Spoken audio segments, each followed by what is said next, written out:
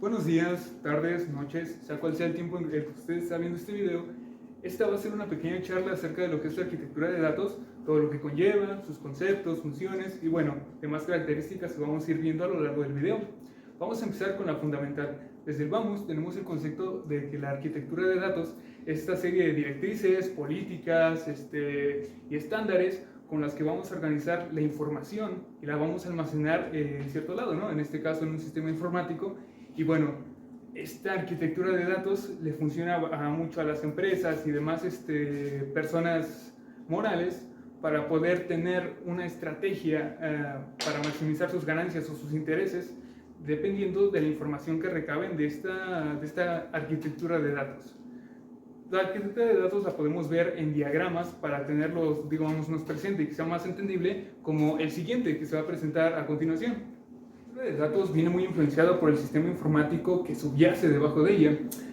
Dentro de estos sistemas informáticos podemos encontrar los centralizados, bueno, los sistemas de bases de datos, mejor dicho, podemos encontrar los centralizados, los de tipo cliente-servidor, que es simplemente una computadora servidora, como su nombre lo dice, que realiza procesos en nombre de otras muchas computadoras clientes. Esto nos puede ayudar también a la computación paralela, que es una rama, bueno, no, más bien una modalidad de la computación en la que muchas computadoras realizan muchos procesos a la vez. Primera, centrándose en una problemática grande que posteriormente va a ser desmenuzada y desmembrada en una problemática más chica hasta que sea niña y pues el problema se pueda resolver a la brevedad. Una vez explicado un poco esto como exordio, como introducción, ahora vamos a pasar a mis otros compañeros que van a profundizar en los temas del nivel 1, que vienen a ser las personas encargadas con la jerarquía que estas conllevan.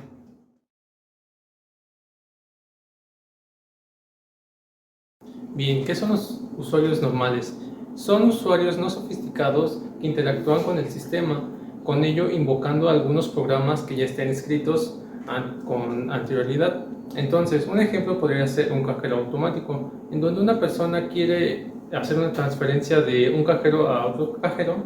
Entonces, lo que va a hacer el usuario es invocar ese programa que se llama transferencia y así poder ocupar ese cajero. Ahora vamos con los programadores de aplicaciones. Estos son los profesionales que se encargan de crear las aplicaciones digitales, ya sea para teléfonos inteligentes, tablets, computadoras, etc.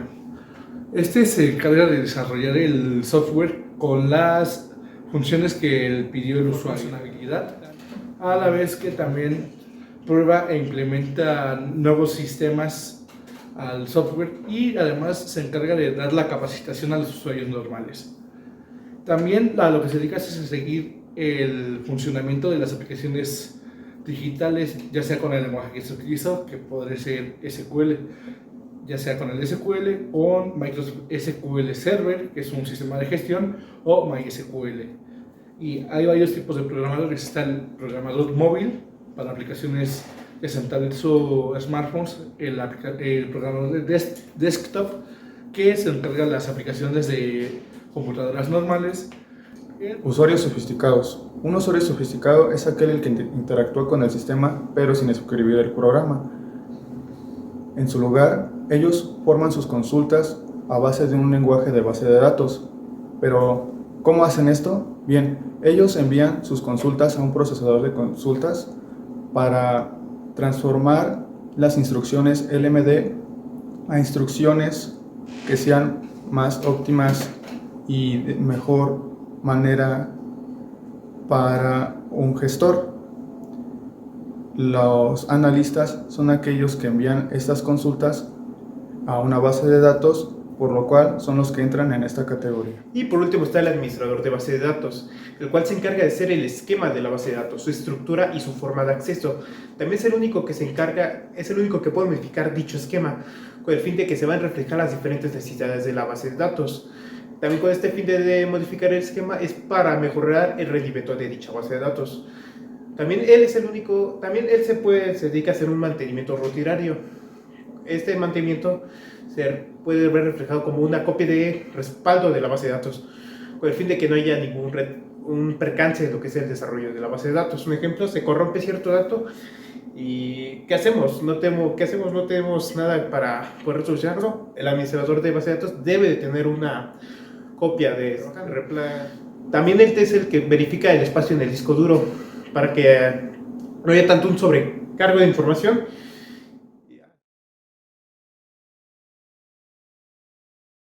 Ahora, ¿qué es una interfaz de aplicación? Bueno, la interfaz de aplicación es todo aquello que puede ver o que puede interactuar el usuario. Con ello debe de tener un diseño llamativo para que así el usuario pueda estar más cómodo al estar usando esa aplicación o programa. El diseño creo que es un fundamento importante, ya que si la interfaz tiene un diseño llamativo, entonces lo que va a pasar es que más usuarios se animen a probar ese programa o aplicación y así aumente las visitas. Herramientas de consulta. Las herramientas de consulta o análisis sirven para hacer la exploración de datos desde una base. Esto con la finalidad de que el usuario pueda obtenerlo por los requerimientos que en el momento él llegará a necesitar. Por lo tanto, la finalidad de las herramientas de consulta es ofrecerle por medio de un sistema al usuario con un formato de familiaridad que él pueda revisar en determinado momento para poder manejar y manipular su información. Herramientas de administración. Un administrador de base de datos debe utilizar herramientas de administración, las cuales le proporciona una interfaz gráfica en la cual puede administrar los diferentes usuarios registrados en la base de datos. También estas herramientas le permiten realizar consultas SQL de la propia base de datos.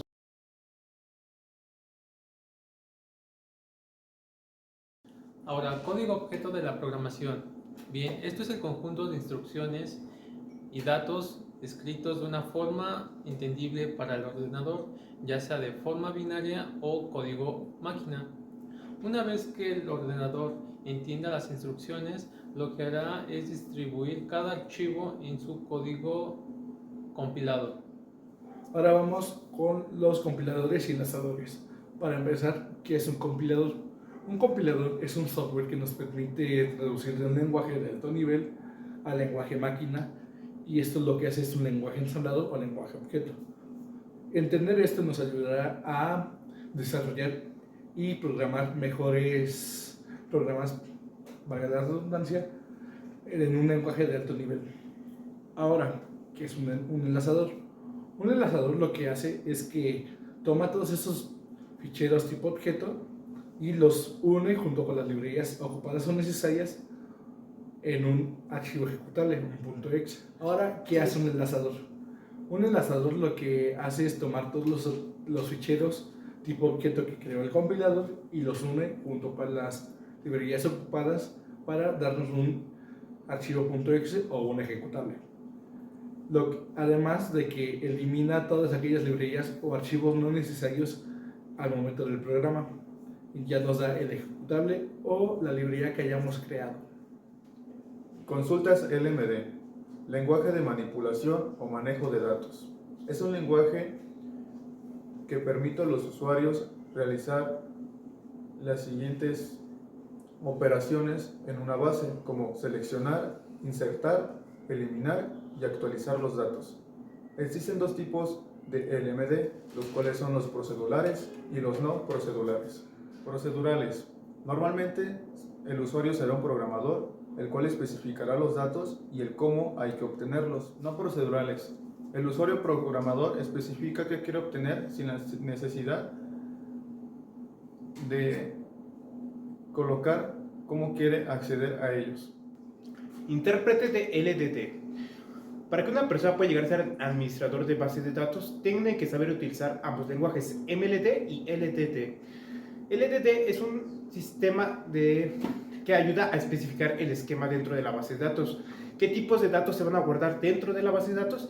Y cómo se relacionan los datos que guardamos de una base de datos con otra base de datos.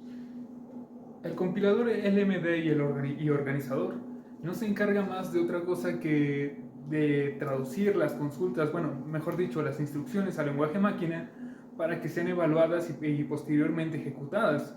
Esto con el objetivo de que la computadora pueda entenderlo, ya saben, código binario, y de hecho este compilador tiene esa característica de que, por ejemplo, las instrucciones que le da el usuario, lo que hace es intentar transformarlas a una manera más eficiente, o instrucciones que se parezcan, pero que sean más exactas y requieran menos recursos, ¿no? Para poder ser realizadas, así optimizando la tarea del usuario si es que este no es muy específico, muy hábil o alguna de estas cuestiones. Siguiendo con el hilo, el motor de evaluador de consultas es la parte final de este compilador, ya que simplemente se encarga de ejecutar las directrices ya traducidas para que la máquina pueda entenderlas de forma correcta.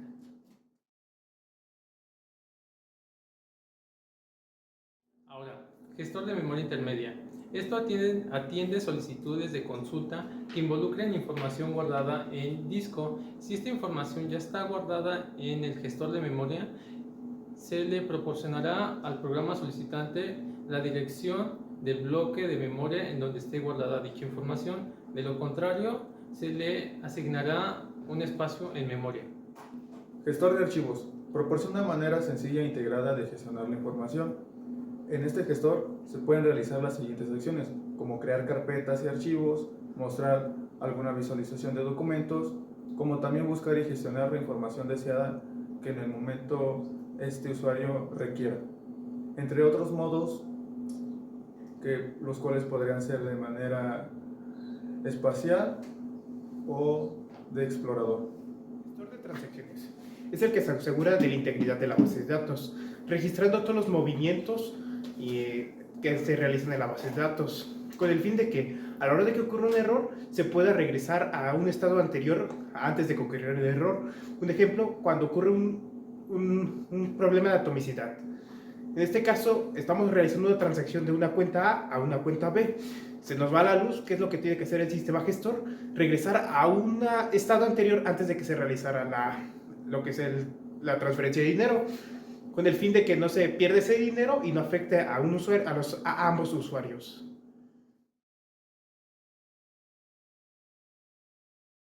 Ahora dato es la representación de una variable que pueda ser cuantitativa o cualitativa, que indica un valor a las cosas en la representación de la secuencia de números o letras.